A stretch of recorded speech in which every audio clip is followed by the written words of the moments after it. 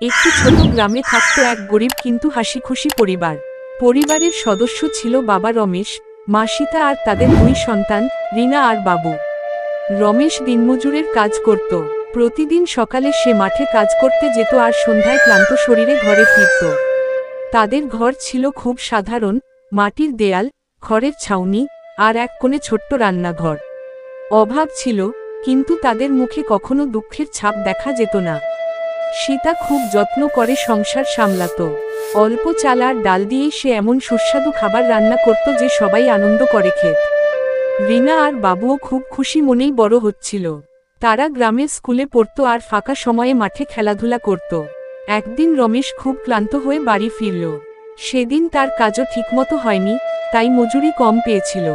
সে একটু চিন্তিত ছিল, কিন্তু ঘরে ঢুকতেই সে দেখল তার সন্তানরা হাসতে হাসতে গল্প করছে আর সীতা তাদের সঙ্গে মজা করছে। এই দৃশ্য দেখে রমেশের মনটা হালকা হয়ে গেল। রিনা বাবার কাছে দৌড়ে এসে বলল, বাবা, আজ স্কুলে আমি নতুন গান শিখেছি। তারপর সে গাইতে শুরু করল। বাবুও হাততালি দিয়ে তাকে উৎসাহ দিল। রমেশ হাসিমুখে তাদের দেখছিল। সীতা তখন বলল, আজ খুব ভালো কিছু না থাকলেও আমরা একসঙ্গে আছি, এটাই সবচেয়ে বড় সুখ। সেদিন রাতে তারা সবাই একসঙ্গে বসে অল্প খাবার ভাগ করে খেল। খাবার কম ছিল, কিন্তু আনন্দ ছিল ভরপুর।